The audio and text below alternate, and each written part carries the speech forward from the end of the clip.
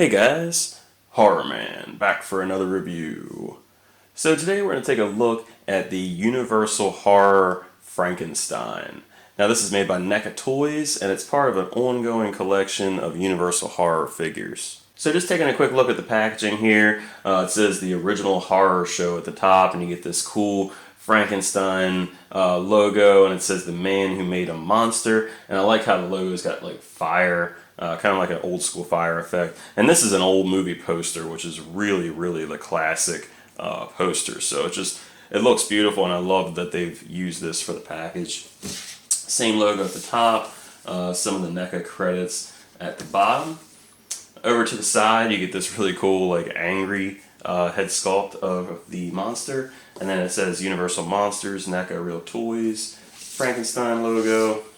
And then over to the other side, you get that same Frankenstein movie logo. And then you get another alternate head sculpt. It's got his hand kind of showing here. Very cool. And then all the same logos at the bottom. And then over to the back, you get that neutral expression, and then you get some of the other expressions and accessories pictured in the different windows with that like kind of brick border format. So very cool. And then it does show a little listing of the accessories at the bottom. So very cool looking. To open it, you just have that same Velcro flap on the inside. You do get a very cool picture. And then, of course, you get the nice window box packaging where you can kind of see all the different accessories in there. So, very cool. So, let's go ahead and get this out of the packaging and have a closer look. Alright, so here's a quick look at the monster outside of the packaging.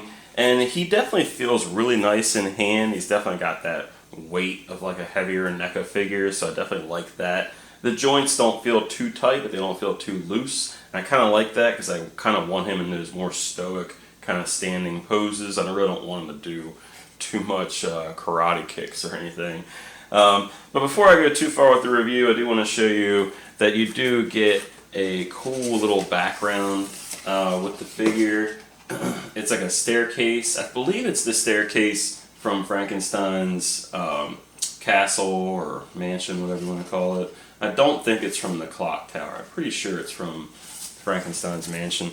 It's very similar to the stairs that's on the packaging, the picture. Very similar, not the exact same, but very cool. So let's go ahead and move on with the review. I'll start by taking a nice close-up of the head sculpts, and then of course we'll move on and take a look at the rest of the details, the accessories, interchangeable hands, some comparisons. And then I'll give you my final thoughts on the review at the end. So let's go ahead and take a look at the first head sculpt. And then I'll give you my final thoughts on the figure at the end, as well as a nice slideshow of pictures. And I'll definitely have more pictures and comparisons as I do more of these Universal Horror reviews. I'll have the Wolfman, the Mummy, and the others eventually. So you'll see them more together in the pictures around that time. I'm not going to do any comparisons with anything I haven't reviewed just yet, so just stand by on that one. So let's go ahead and get a nice close-up of the first head sculpt. So just taking a closer look at the first head sculpt, and this is the one that's on the body inside of the box. This is going to be your more neutral head sculpt, and really this is about what he looks like in the whole movie. He's got that very kind of serious, expressionless, kind of scary look to him, and I think NECA's really nailed that. But you could really see Boris Karloff just coming right through in this head sculpt. So you can see like the different scars on the forehead, some of the little metal plates up here. Really nice expression in the face. You can see the cheekbones are really highlighted, the different lines in his face. Just very close to what Boris Karloff looks like. I mean, it's damn near perfect. Just really nice looking details in that face. And the bolts and the neck look really good. You can see that like metallic finish on there. Very realistic looking. Definitely like the details there. Nice details in the ears overall. Just great from every angle. And just from that right side of his face too, very good detail. See that bolt in his neck looks really nice. Nice sculpting on the hair. So you do get a couple different head sculpts with this figure. And they're all very different, to be honest. So of course you get the what I would call the neutral head sculpt, which we looked at. And then you also get this kind of like smirking head sculpt, but it's actually like his growl. He goes, "Wow." He actually has like a bit of a growl to him. So that's his growling face, I guess. And then this is his actual angry face. This is, if you see this face, you better go running. He kind of does look like he's kind of happy in a way, but this is definitely his angry face. So we'll go ahead and take a look at all of those and each one individually. To pop this off, it's pretty easy. He just has that standard peg that you see with most of these like NECA figures these days. And then you just pop the new one on, and there you go. So here's that growling head sculpt, and again, really, really nice details going on here. Pretty much got the same type details in the face. The right cheek looks a little bit more defined on this one. It could be just that expression that they kind of changes it up a little bit. But yeah, really nice details in that face sculpt. Definitely could see some really fun pictures with this one. So yeah, overall, very happy with that.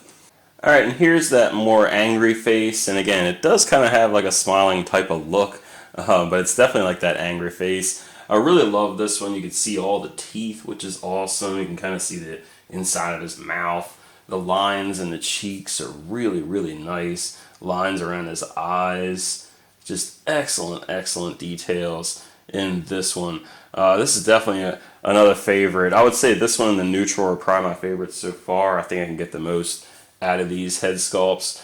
But again, overall, just really, really nice details in these head sculpts. And taking a look at the rest of the details in Frankenstein's monster here, there really isn't a lot going on with this outfit. It's going to be more about like texturing and just, I guess, the contrast between the skin of the body and his very like monotone outfit. But I really do like the texturing here, especially you can see it in the jacket, really nice. It's got nice wrinkles here. You can see where he's buttoned part of the jacket, which looks awesome. But yeah, just really nice work going on here with the sculpting. You can see the collar here, basic shirt on underneath. So really not much to the shirt, and in the back you can see just like the different wrinkles in the outfit, and again the texturing overall. Now the exposed parts of the skin that you see, like part of the wrist and the hands, have really, really nice details going on. You can see some of like Dr. Frankenstein's work on the wrist, just like the different cuts and stitching and stuff like that. And then you can see his nails kind of have that painted nails type of look, but it's probably just like really dirty nails. But you can see the veins in the hands. So just really, really nice sculpt. And then you can see the palms of his hands and just the inside of his fingers have very, very nice details. Nothing has been left out. Just very, very detailed and well painted. And then finally down to the lower half of the figure. Again, you don't have like a whole lot going on. It's a very monotone outfit. But yeah, you got this nice texturing on the pants, just like you have with the shirt. You got the platform boots, which look really, really good. I like how they transition from the pants to the boots. You got the nice heels going on. So yeah, just overall really nice, texturing. I like the lines and the pants and just that realistic touch that NECA always puts on these characters. Aside from the 3 different head sculpts, you do get some other accessories and interchangeable parts with Frankenstein's monster here.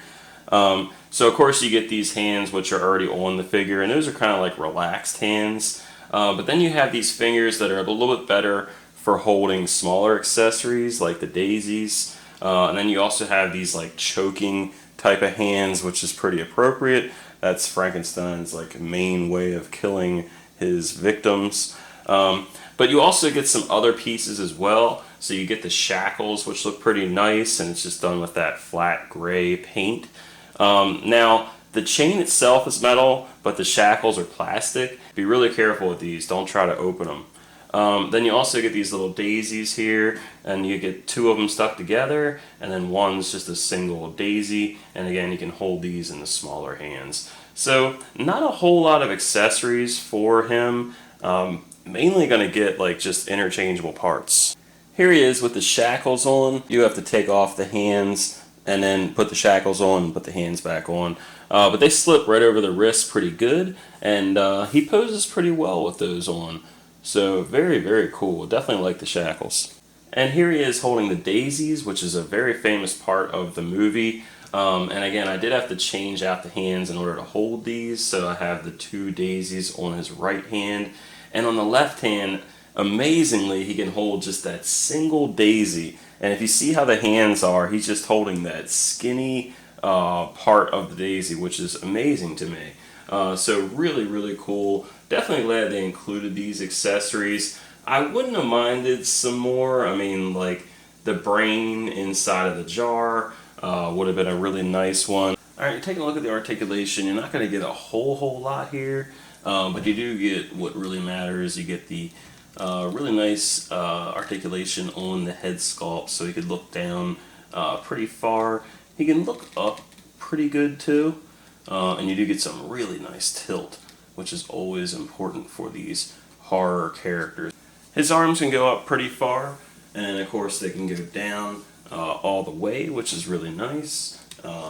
So really nice movement there. You do have this single hinged elbows, but they actually go back really far. So pretty happy about that.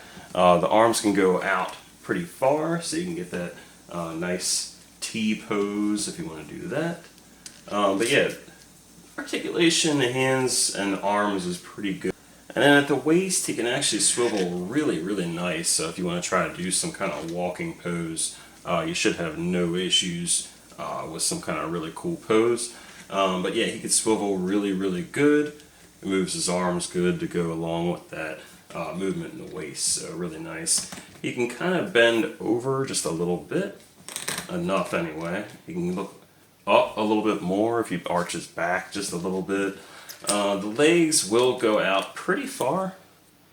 So you got almost a split. That's a little squeaky.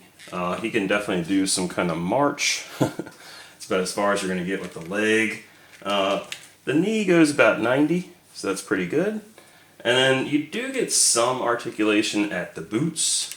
So it can go up and a little bit, but you can go down more. And then you do have a little bit of ankle rocker, but not a whole lot. So in the legs, you're not going to get too much. But overall, the articulation is pretty good for this type of character. And for the first comparison, here he is next to the original DST Frankenstein monster. And you can see the colors are completely different, and the figure is far better now.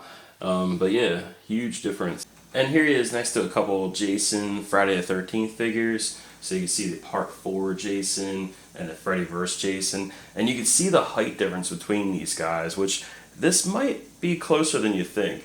Ted White's not quite as short as that looks, but Ken Kersinger was really, really tall. So it's cool to see these two next to each other. And here's a quick back-to-back shot.